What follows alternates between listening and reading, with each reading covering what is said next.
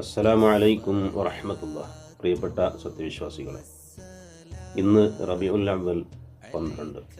പുണ്യനബി സല്ലല്ലാഹു അലൈഹി വസല്ലമ തങ്ങളുടെ ജന്മം കൊണ്ട് അനുഗ്രഹീതമായ റബീഉൽ അവ്വൽ മാസത്തിലാണ് നമ്മൾ.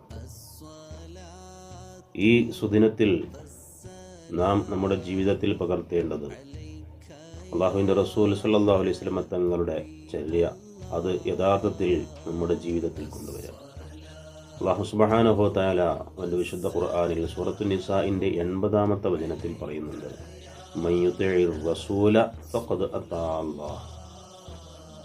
റസൂലിനെ സല്ലല്ലാഹു അലൈഹി വസല്ലമ തങ്ങളെ ആരെങ്കിലും അനുസരിച്ച് ജീവിച്ചാൽ അവൻ ഫഖദ് അതാ അല്ലാഹ്, അള്ളാഹുവിനെ അനുസരിച്ചതുപോലെയാണ്. അള്ളാഹുവിനെ അനുസരിക്കലാണത്. അള്ളാഹുവിനെ അനുസരിക്കലാണ് നബി സല്ലല്ലാഹു അലൈഹി വസല്ലമ തങ്ങളെ അനുസരിച്ച് ജീവിക്കുക എന്ന്. അല്ലാഹു സുബ്ഹാനഹു വ തആല തൗഫീഖ് നൽകി അനുഗ്രഹിക്കട്ടെ. ആമീൻ. അസ്സലാമു അലൈക്കും വറഹ്മത്തുള്ളാഹി.